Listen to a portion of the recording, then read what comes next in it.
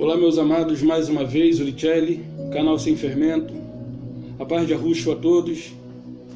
Desde já quero agradecer a você que se inscreveu aí de anteontem para ontem. Sejam bem-vindos ao canal Sem Fermento.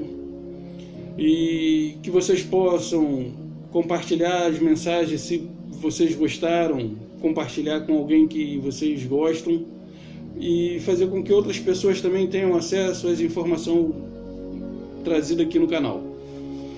Conto com o apoio de vocês para fazer com que esse canal cresça. E se você ainda não se inscreveu, se inscreva e ative o sininho e receberá a notificação a cada vez que eu postar um vídeo. E quero agradecer a todos vocês que assistem e deixam os like. É muito importante que vocês assistam e deixem os like. Mesmo que vocês não assistam o vídeo todo, por talvez acharem cansativo, mas deixe lá o seu joia, o seu joinha, ou então deixe o seu dislike. Mas hoje eu quero pensar com vocês a respeito de uma passagem muito rápida, muito repentina nas Escrituras. Ele aqui fala resumidamente a respeito. E assim, que quando eu era religioso eu não tinha uma compreensão exata do que ele estava falando a respeito. Não tinha uma compreensão exata do que se tratava de fato. Mas, como de costume, eu não gosto de ficar fazendo rodeio. Então vamos direto ao ponto. Abra sua Bíblia em Mateus 6, 24. Mateus 6, versículo 24. E a você que se inscreveu de anteontem para ontem, sejam bem-vindos ao canal Sem Fermento. Aqui é aceitar as Escrituras como ela é, ok? Só que para isso a gente precisa buscar buscar um pouco mais aqui e ali, porque tem palavras aqui que precisam de ser interpretadas. Tem palavras aqui que precisam de uma interpretação para que nós venhamos a entender o que de fato significa o que ele quis dizer. Entende? Ok? Então, eu queria pensar com vocês a respeito das riquezas. Por que ele disse que... Por que ele comparou a riqueza a um Deus? Para você que está chegando agora, eu tenho o hábito de falar o nome dele, Yahweh, o nome do Criador. Mas eu vou deixar o título de Deus para que haja melhor compreensão. E se porventura eu me pegar falando Criador, ou Yahweh, ou Eterno, vocês me perdoem. Mas o meu intuito aqui não é de ofendê-lo. Porque Jesus e Deus são nomes dados. Primeiro, Jesus é um nome dado. Deus é um título que nos foi dado. Mas Deus, ele é derivado de Zeus, de Theos, de Zeus. E Jesus vem de outras e outras tentativas de mudança do nome. E vem da junção de Júpiter com Zeus, Juseus. Aí eles viram que não ficou legal a pronúncia, botaram Jesus. Só para que você tenha mais ou menos aí uma base a respeito do que significa um nome. E de onde derivou esse nome Jesus e de onde derivou o título Deus. Porque Deus nada mais é, o significado dele nada mais é do que Criador. Só que esse título Deus, ele é derivado de Zeus. E tanto é que nas Bíblias espanholas, se eu não me engano, lá é literalmente, escancaradamente, em vez de estar o título Deus, lá está Zeus. Está Zeus, literalmente. Então, por que ele comparou a riqueza a Deus, a um Deus? E por que ele disse que é difícil servir a dois senhores? É impossível, não é difícil, é impossível. servir a dois senhores. Será que ele se referia ali à riqueza em si? Vamos olhar o texto? Mateus 6, versículo 24. Estou em Timóteo, porque eu também vou falar a respeito dessa passagem em Timóteo, em Lucas, em Marcos, só para que você possa ter uma compreensão. Mateus 6,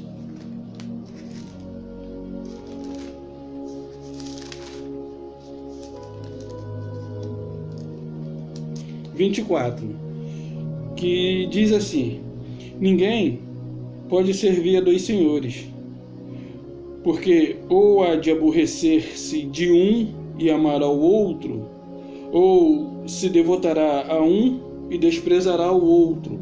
Não podeis servir a Deus e a riqueza. Não podeis servir a Iarro e a Mamon. O significado da palavra Mamon é literalmente dinheiro. O significado da palavra Mamon é literalmente dinheiro. Mas aqui, quando ele fala que ninguém pode servir a dois senhores, ou há de agradar um e aborrecer-se do outro, ou há de devotar um ou se ou desgostar do outro, coisa do tipo. Aqui ele não se refere literalmente ao dinheiro. Apesar da palavra mamon significar literalmente dinheiro, aqui ele se refere ao espírito de ganância que leva essa pessoa a priorizar o dinheiro acima de qualquer outra coisa. Porque hoje ninguém vive sem dinheiro, ok? Então, como eu falei, tem outros textos. Só para confirmar, né, isso aqui. Lucas 16:13. Lucas 16:13.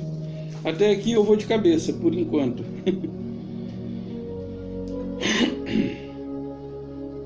Ninguém pode servir a dois senhores, porque há de aborrecer-se de um e amar ao outro, ou se devotará a um e desprezará o outro. Não podeis servir a Deus e a riqueza. Marcos 10.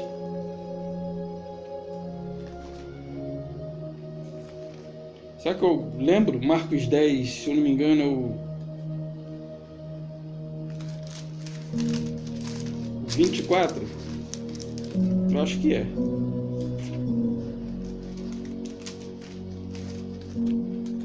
Se não for, eu também não marquei, né?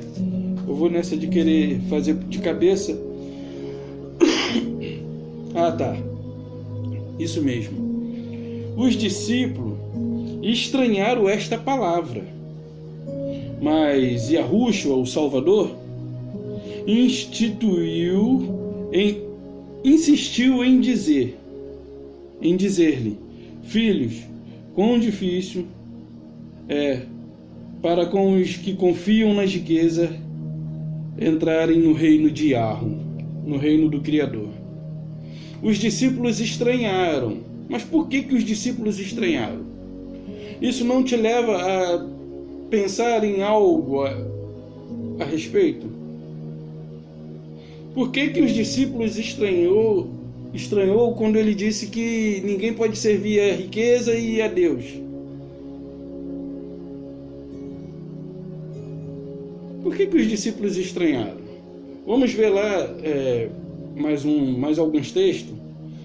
1 Timóteo 6,17. Já deixei até aberto aqui.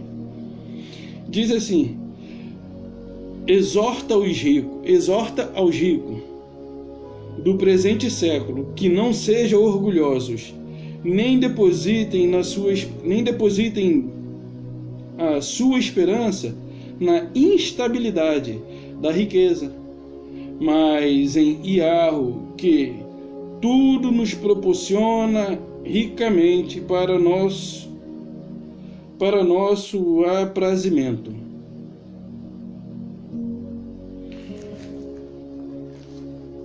Então, eu quero ler só mais um texto. Não, quero comentar e depois a gente lê o texto. Então aqui os discípulos estranharam, e aí Paulo aqui está explicando a Timóteo que para eles não confiarem na instabilidade das riquezas, mas confiarem no eterno que lhes garante o aprazimento. Eu devia ter procurado o significado dessa palavra, não deu tempo. Não deu tempo de procurar. E se eu tivesse um outro aparelho aqui, de repente eu procuraria no Google. Aprazimento. De aprazível, né? Algo desse tipo, que vem dessa natureza aí. Então, os discípulos estranharam o fato dele ter dito isso. Mas aí, o fato deles terem estranhado essa palavra de que não dá para servir a Yahweh e a riqueza, me fez olhar lá para o Antigo Testamento. E é aí que você vai entender o que de fato eles estão fazendo com vocês hoje. Eu anotei alguns versículos do Antigo Testamento. Alguns.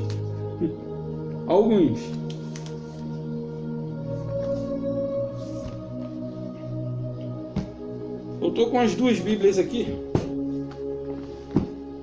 Tanto a israelita. E nós vamos começar. Quem prosperou Abraão?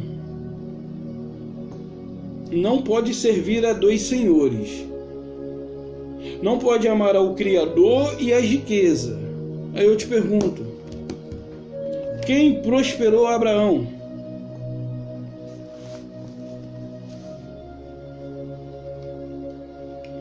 Vamos para o versículo que nós vamos entender. Por isso os discípulos estranharam. Vamos para os versículos. Gênesis 13, 2. Deixa eu ler aqui na Bíblia do Almeida, que é mais familiarizado. Gênesis 13, 2. Era Abraão muito rico, possuía gado e ouro. Fez a sua jornada do Neguebe até Betel, até o lugar... Não importa. Era Abraão muito rico, possuía gado e ouro. Aqui já é suficiente. Era muito rico, possuía gado e ouro. Era Abraão muito rico. Mas como que Abraão conseguia ser rico e servir ao Criador? Então você vê que o problema não se trata de dinheiro, e sim o que está por trás do sentimento, do espírito da pessoa que o possui. Para começar, então, como se não bastasse, Jó também era rico.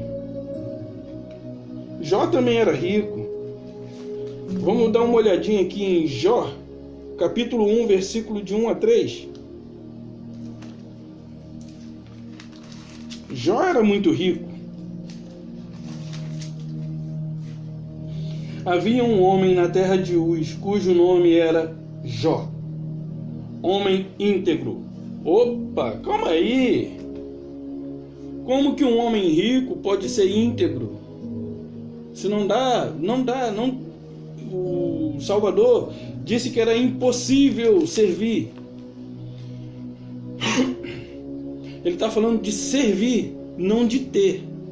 Uma coisa é ter e servir a um só, a outra coisa é querer agradar os dois. Uma coisa é servir, a diferença está no servir. A quem você tem servido? Então, vamos ver aqui. Havia um homem na terra de Uz, cujo nome era Jó, homem íntegro e reto, temente a Yahweh, que se desviava do mal. Nasceram-lhe 7 filhos e 3 filhas. Possuía 7.000 ovelhas e 3.000 camelos, 500 juntas de boi, 500 juntas de jumentas. Ou 500 jumentas. Era também muito numeroso o pessoal a seu serviço, de maneira que este homem era o maior de todos os do Oriente. seus filhos. Ou seja, seus filhos iam à casa uns dos outros e faziam banquetes, cada um por sua vez. Aqui está falando que Jó, ele era um homem muito, mas muito rico e tinha muitos gado, muitas jumentas, muitos trabalhadores a seu serviço, de maneira que este era o maior de todos os do Oriente. Ou seja, comparando a Jó, não havia ninguém ali no Oriente. Jó era muito rico, porém era íntegro, temente ao Criador, desviava-se do mal e possuía muito dinheiro, possuía muita riqueza. E aí você vai vendo nessa passagem aqui mesmo, que mais à frente, lá por volta do versículo 5, que diz assim: decorrido o turno de dias de seus banquetes, chamava Jó a seus filhos e santificava lá. Levantava-se de madrugada, oferecia holocausto segundo o número de todos eles. Dizia: talvez tenham pecado meus filhos e blasfemado contra o Criador em seu coração. Assim fazia continuamente. O número num dia não era essa passagem. Deixa eu ver, é mais para frente ainda. Então perguntou. No 6. Num dia em que os filhos de Iarro vieram apresentar-se perante o Senhor, veio também Satanás entre eles. Então perguntou o Senhor a Satanás: de onde vieste? Satanás respondeu ao Senhor e disse: de rodear a terra e passear por ela. Perguntou ainda o Senhor a Satanás: observaste o meu servo Jó? Como que ele era servo dele se ele possuía muita riqueza? Como? Observaste o meu servo Jó? Porque ninguém há na terra semelhante a ele, homem íntegro, reto, temente a mim, temente a Deus, e que se desvia do mal. Então respondeu Satanás. Olha o que Satanás está respondendo ao Criador. Então respondeu a Satanás: porventura Jó, de balde, teme a tu? Teme a Iarro? Teme ao Criador? Ou teme a Deus? Ou seja, é em vão que Jó te teme? Debalde é vão, em vão. Satanás está falando para o Criador: é em vão que Jó te teme? Olha a resposta de Satanás: é em vão que Jó te teme?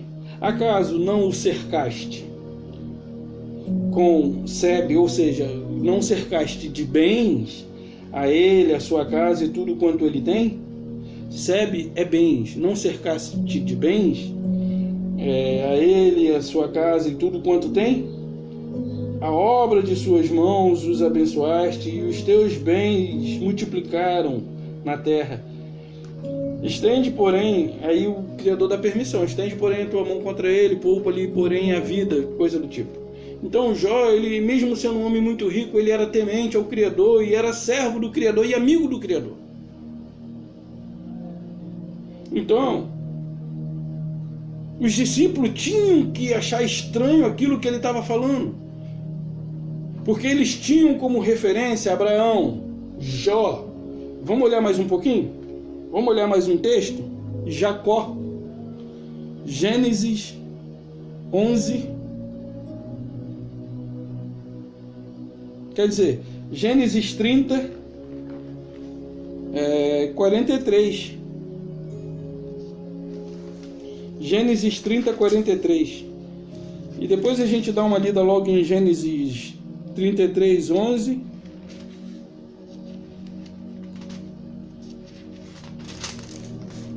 Gênesis 30, 43. Era ou não para os discípulos estranhar as palavras de Yahushua, do Salvador? E houve um homem, e o homem se tornou mais e mais rico, teve muito rebanho, e servo, e camelo, e jumentos. Aqui está falando de Jacó, que ele prosperou. Vamos ver aqui nessa Bíblia israelita, como é que está escrito? 28, Bereshit 30:43. E o homem se enriqueceu sobremaneira e teve grande rebanho, servas e servos, camelos e jumentos. Exatamente, camelos e jumentos. Então, é mais ou menos igual, só que aqui está falando enriqueceu, aqui ele se tornou mais e mais rico. Como eu falei, Gênesis 33:11. Vou abrir aqui também.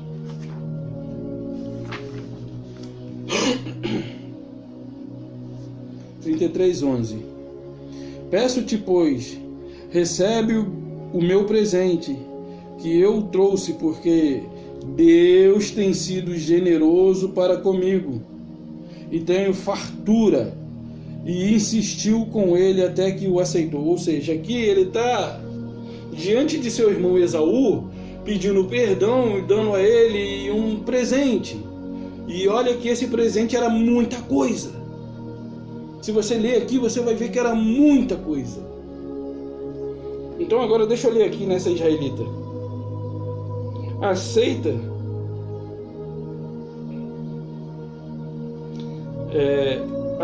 peço a você o meu presente que eu te trouxe, porque Elohim tem sido bondoso para comigo, e porque tenho de tudo. E insistiu com ele, e ele o aceitou. Então, Jacó, ele não tinha falta de nada. Ele tinha de tudo, porque ele está dizendo que o Criador tinha sido bondoso para com ele, generoso para com ele. E assim Jacó tinha todas as suas necessidades supridas. E além das suas necessidades, a de muitos outros que com ele ali se encontrava. Então era ou não para os discípulos estranharem o sermão do Salvador. Vamos ver mais texto.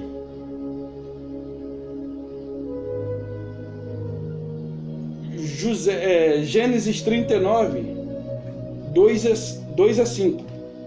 Gênesis 39. Vou ficar aqui na Bíblia do Almeida. 2 a 5. O Senhor era com José, que veio a ser homem próspero, e estava na casa de seu senhor egípcio. Vendo Potifar que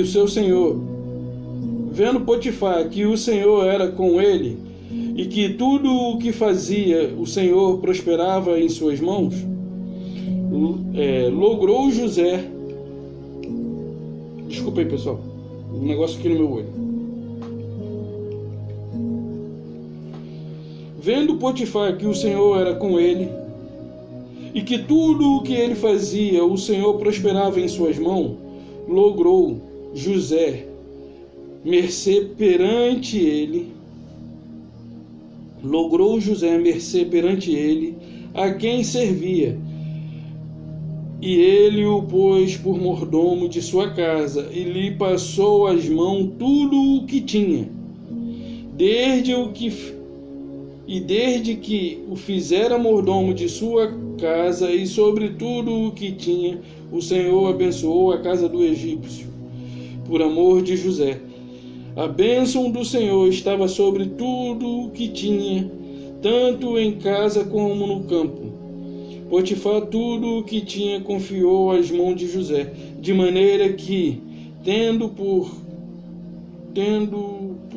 mordomo, de nada sabia além do pão com o que se alimentava. José era formoso de porte e de aparência. Mas aí vai entrar em outra questão. Vai entrar na tentação lá da mulher de Potifar. Então, Potifar ele prosperou por conta da administração de José em sua casa. E depois José se tornou o imperador do Egito. O imperador do Egito, o governador do Egito. Então, é um Deus que queria que o seu povo fosse próspero, porém agora o Salvador está dizendo que difícil é um rico entrar no céu, no reino do céu. Eu estou falando isso para que nós tenhamos a nossa mente despertada, para que nós possamos perceber o que eles fazem conosco nos dias de hoje. Não estou falando para que você corra atrás da prosperidade que eles têm oferecido nos templos religiosos, não. Eu só estou dizendo para você que os servos do Criador no passado, eles mesmo possuindo riqueza, eles continuavam sendo generosos para com aqueles que ali encontravam. Vamos ver mais texto. Gênesis 26, 12. Esse aqui eu nem lembro, assim, eu não lembro se eu li.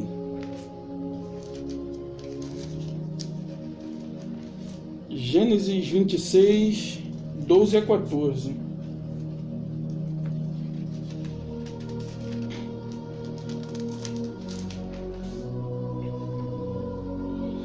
Semeou Isaque naquela terra, e no mesmo ano recolheu 100 por 1, porque o Senhor o abençoava. Enriqueceu-se o homem, prosperou, ficou riquíssimo. Possuía ovelhas e bois, grande número de servos, de maneira que os filisteus tinham inveja.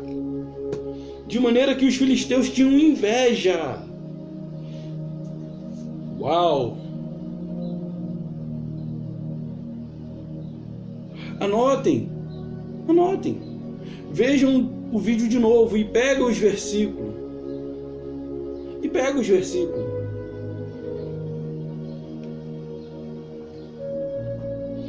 Assim, se eu entrar na questão de Deuteronômio, Levítico, Número, Êxodo, lá no Êxodo, quando eles saem do Egito, eles levam consigo a riqueza do Egito.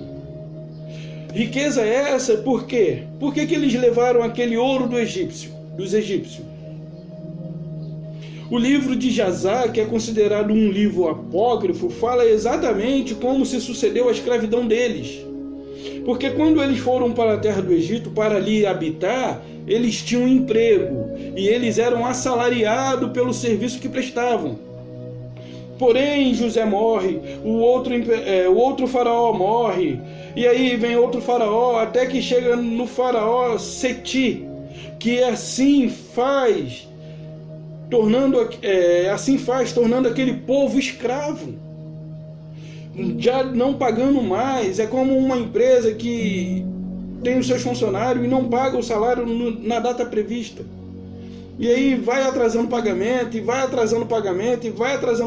até que cai na vontade do rei não pagar mais, e tornando aquele povo todo escravo por meio de força, de opressão, por conta do seu poder. Eles eram assalariados. E aí eles passam aqueles 430 anos agora.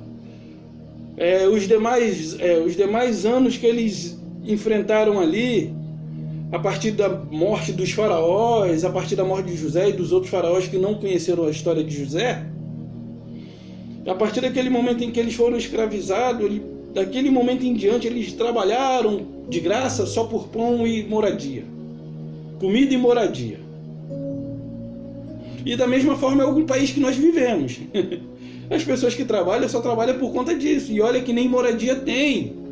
Talvez a escravidão dos egípcios, a escravidão dos hebreus ainda era um pouco melhor do que eu e você vivemos hoje. Mas então, eles passaram a ser escravizados e trabalharam à força. E quando Moisés é levantado como libertador desse povo, e esse povo adquire ali a libertação dada pelo braço do Todo-Poderoso, eles são ressarcidos de todos os anos que eles haviam trabalhado. Eles são indenizados. O livro de Jasar conta isso. Eles são indenizados por todos os anos que eles trabalharam sem receber. Por isso diz, nenhuma unha ficará. Se eles eram escravos, que direito eles tinham além da liberdade? Mas a questão era como se eles estivessem trabalhando de carteira assinada e agora foram mandados embora. Porém, os seus anos de trabalho prestado para aquela empresa agora tem que ser revisto e eles têm que ser indenizados por conta do serviço prestado. Então, eles saíram com muita riqueza.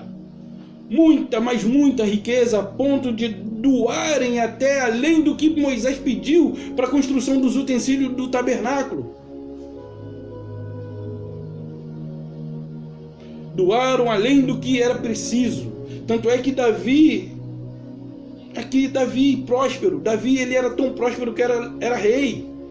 E a casa do tesouro, né? Davi ele tinha tesouro. Salomão, ele pediu uma coisa e recebeu outra.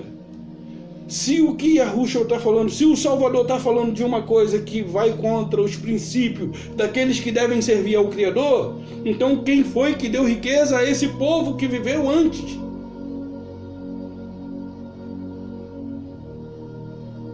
Mas vamos ver aqui em Gênesis. Vamos ver aqui. Eu nem vou mais falar de Gênesis. Vamos pular.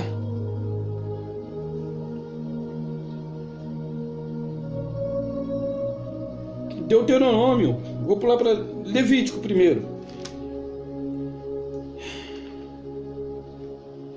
Levítico 26. Eu nem vou pegar muitos textos de Levítico. Vou pegar aqui só esse 26. Levítico 26, verso 10. Vou ser sincero, eu nem sei o que está escrito. Já li até, está lido. Está aqui marcado de caneta, está lido. Então ele diz assim: comereis o velho da colheita, anterior, para dar lugar ao novo.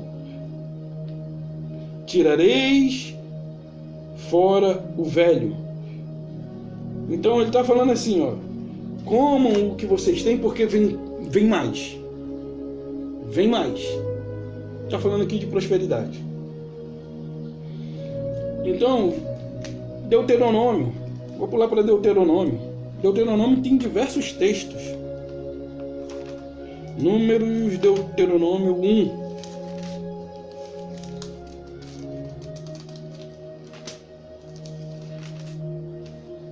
Deuteronômio 1:11. O Senhor Deus de vossos pais vos faça 1000 vezes mais numerosos do que sois, e vos abençoe como vos prometeu. Ok? Então, Deuteronômio 8:18.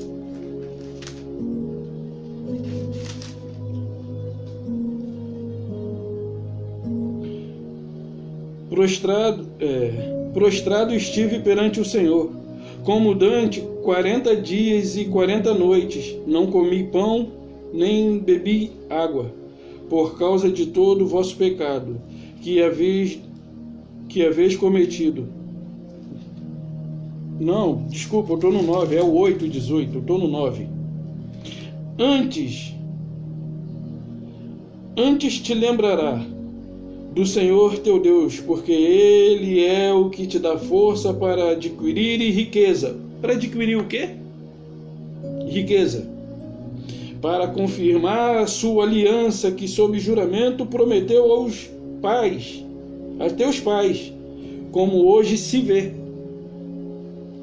Então, antes, Deuteronômio 8:18, anota esse versículo. Vamos pular para mais um. Deuteronômio 15:6. Mas eu gostei desse 9:18 aqui, que depois eu vou até ler, porque ele está falando a respeito do sacrifício do seu filho. 15:6 diz assim: pois o Senhor teu Deus te abençoará, como te tem dito, assim emprestarás a muitas nações, mas não tomarás emprestado, e dominará muitas nações, porém elas não te dominarão. Está falando de prosperidade, de finanças. O 28, de 1 a 3, aqui o bicho pega. O 28, de 1 a 3.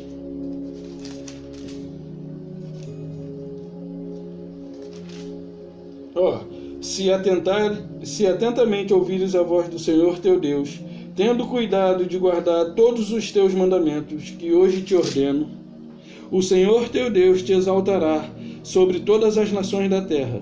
Se ouvires a sua voz, se ouvires a voz do Senhor teu Deus, virão sobre ti e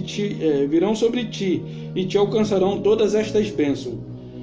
Bendito serás na cidade, bendito serás no campo. Aí, vou pular para o 11. O Senhor te dará abundância de bens no fruto do teu ventre, no fruto dos teus animais, no fruto do teu solo, na terra que o Senhor, sob juramento a teus pais, prometeu dar-te. O 12. O Senhor te abrirá o seu bom tesouro, o céu para dar a chuva, e a tua terra no seu tempo, o céu para dar a chuva, a tua terra no seu tempo, e para abençoar toda a obra das suas mãos. Emprestarás a muita gente, porém tu não tomarás emprestado. Agora dá um pulinho para Eclesiastes 5. Eclesiastes 5:19.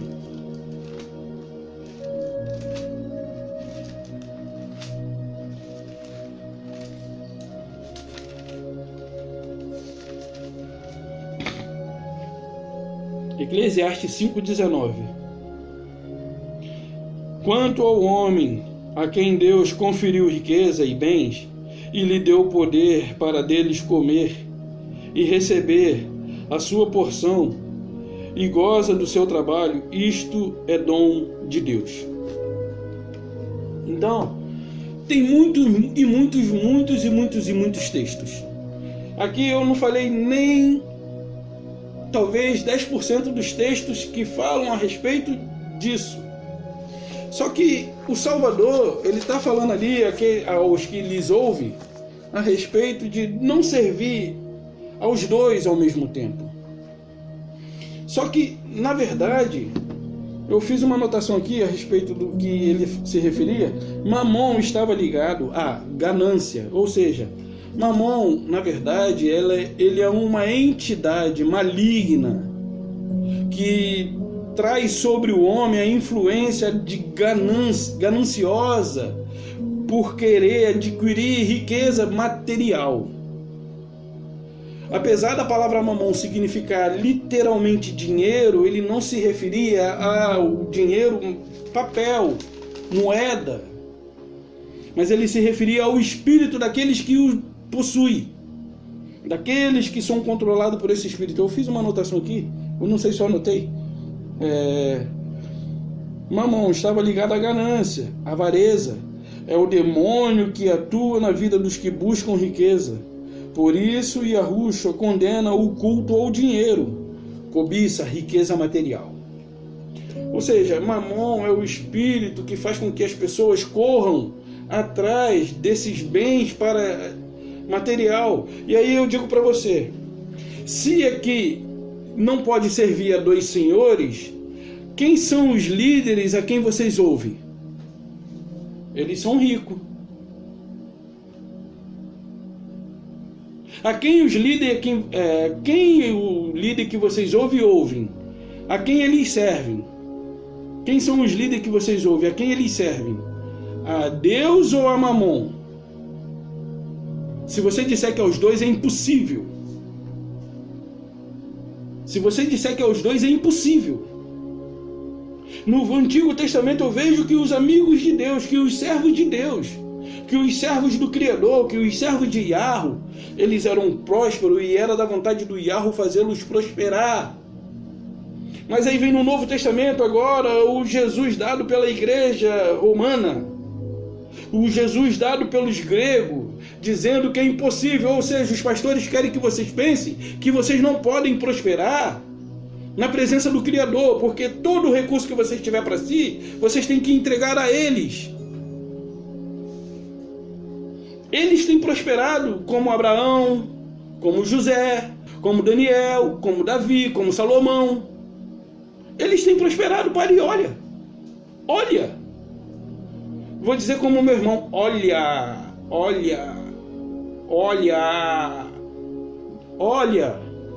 não seja cego.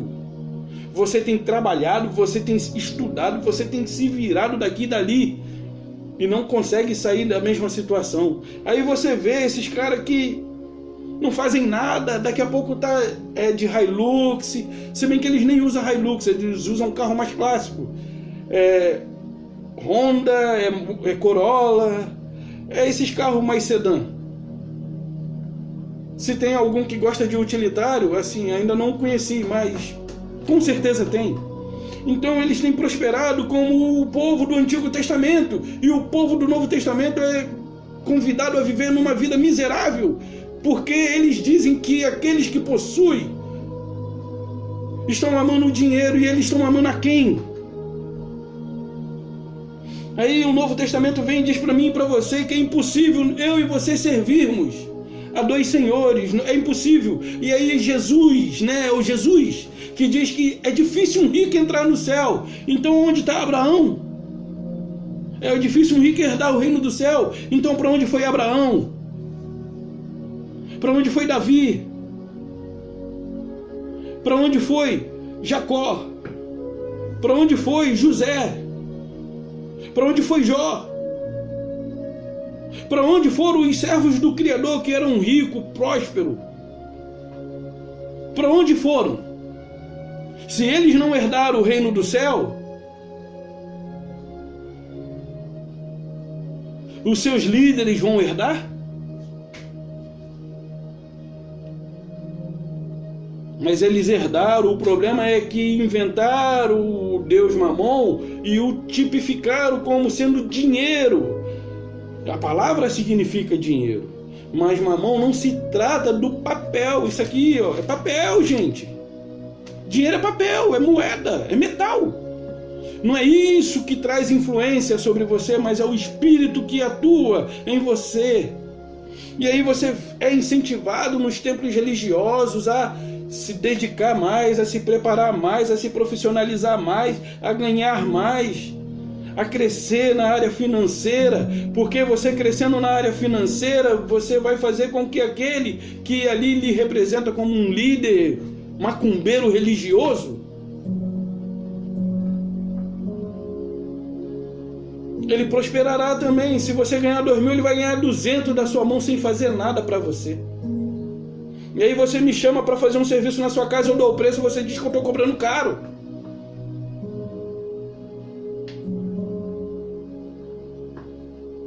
Geração incrédula. Então eu tenho que viver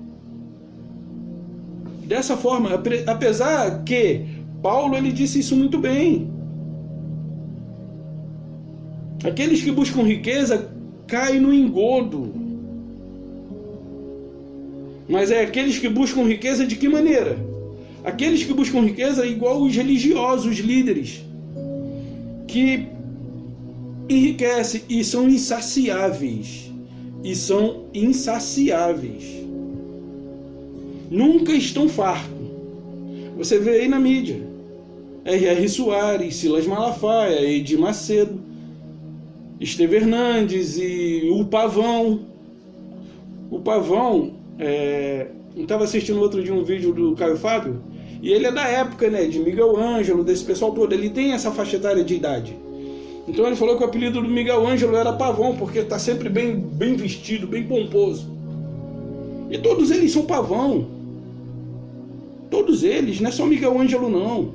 Aí você vê os anéis, chapéu, fazenda, tem aviões. Para que isso? E aí eu vejo o Salvador trazendo essa mensagem para mim, para você, de que não podemos servir aos dois senhores. Porém, o Salvador tinha uma vida semelhante à minha e à sua. Mas os líderes religiosos que ensinam isso para você não têm uma vida igual a do Salvador. Eles são prósperos, o Salvador não era. Eles vivem nos palácios, o Salvador não vivia. Eu diria para você que se o Salvador tivesse nos dias de hoje, eu consideraria ele um hippie. Vivia muito ali na beira da praia, ao ar livre, e, sabe, ensinando o amor e a justiça do reino para todos. E aí você vê esses homens são escoltados. Presta atenção e veja se eles estão servindo ao Criador ou se eles estão servindo a Mamon.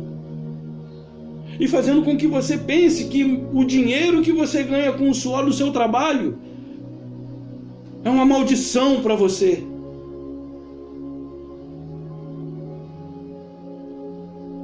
Então, assim, quando eu vi essa passagem aqui, eu falei, poxa, não é possível. Se isso aqui não foi acrescentado por esses homens que querem tirar proveito da minha ingenuidade, da sua ingenuidade, da minha falta de conhecimento e da sua falta de conhecimento, por que que no passado os servos do Criador eram prósperos, ricos, e agora, não, o Criador mudou? E não sabia não, ele muda. Tá, agora tá explicado, pô. Agora eu entendi. O Criador muda. Mas a Bíblia diz que não muda. Porque eu, ó filho de Jacó, não mudo, é que vós não sois consumidos. Se eu não me engano, isso está em Malaquias 4. E aí, se ele não muda, então o que fez com que as pessoas agora tenham que viver uma vida miserável? E aí vem ele aplicando ali o Sermão do Monte, bem-aventurados os pobres. Sim, ele amou os pobres, porque os pobres foram desamparados pelos ricos sempre. E aí você vê a parábola do rico e Lázaro, o rico ali sendo lançado no inferno. E aí você vê Abraão, que também era rico, ali com Lázaro no seu colo. Olha a disparidade, a incoerência. Se bem que eles estavam no mesmo lugar, porém Abraão, quando o homem rico olha, ergue os olhos e olha, ele não diz que Abraão estava no céu, tá? Não diz que Abraão estava no céu. Ele foi para o Hades, e aí, ao levantar os olhos, provavelmente ele estava ali triste, cabisbaixo, e quando ele levanta os olhos, ele vê Abraão ao longe. Não diz que é ao céu. Ao longe é algo longe no meu plano. Ou lá no alto, mas no topo de alguma coisa, do prédio. Então ele vê Abraão ao longe. Abraão era um homem rico. E agora Abraão estava amparado ali e amparando Lázaro, que era pobre, mendigo. E aí você vê aquele jovem rico recusando o convite de andar com o Salvador, porque recusou a repartir a sua riqueza. Então esse é o problema daqueles que têm riqueza. Quando eles são avarentos, quando eles são cobiçosos do que possuem e ainda querem mais, é o mesmo erro que cometem os líderes religiosos nos dias de hoje. Eles já possuíram e precisam de quê? Eles já têm mais do que precisam. E aí Paulo diz aqui em Timóteo, 1 Timóteo 6. Veja se eles não se enquadram nisso. 1 Timóteo 6, 17.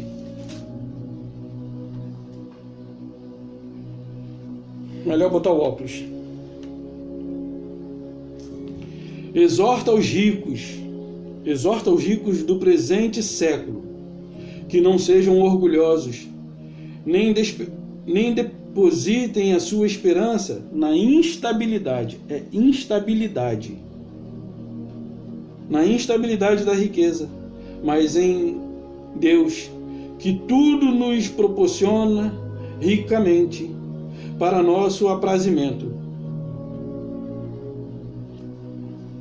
Vantagem, emprego em boas obras, tá? Não, Riqueza, uma força para o bem ou para o mal.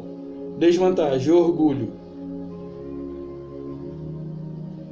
Autoconfiança. A desvantagem da riqueza é o orgulho e a autoconfiança. Eu estou lendo o rodapé aqui. E a vantagem, emprego a boas obras. Ferramenta para a generosidade. Um tesouro no céu. Quando você tem para contribuir com o crescimento de outra pessoa, para o bem-estar de outra pessoa, ela é uma ferramenta que acumula para você um tesouro no reino dos céus. Mas qual é a desvantagem disso? O orgulho e a autoconfiança. Quando uma pessoa ela é autoconfiante, ou seja, quando ela tem esse espírito avarento, quando ela põe a sua confiança no que ela possui e não naquele que criou todas as coisas,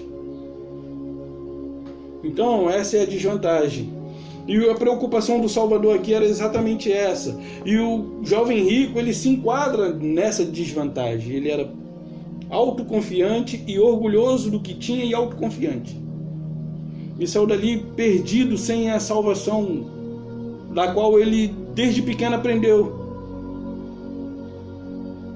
E você? Vai continuar ouvindo os líderes e fazendo com que eles enriqueçam mais e mais? É você que vai patrocinar a riqueza desses homens? Aí você fala assim, quando você compra um CD pirata, você está patrocinando o crime. E quando você dá dízimo para esses homens? Eu quero fazer um vídeo aqui com 10 motivos para não dizimar. Mas assim, eu estou pensando ainda se faço ou não. De repente não, porque já tem muitos vídeos a respeito do tema. Então, essa mensagem eu deixo para vocês.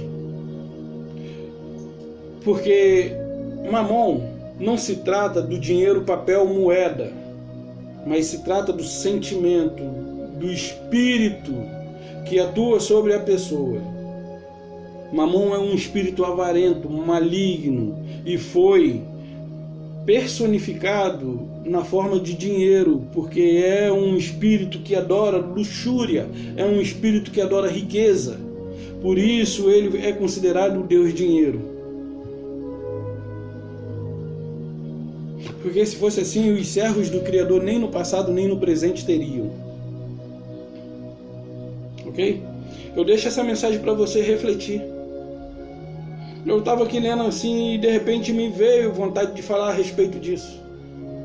E espero que tenha ficado claro para você que não se trata do dinheiro em si, mas do espírito que atua na vida daqueles que o possuem. Ok? Então, um abraço, um beijo e a paz de Yahushua. Até a próxima, pessoal.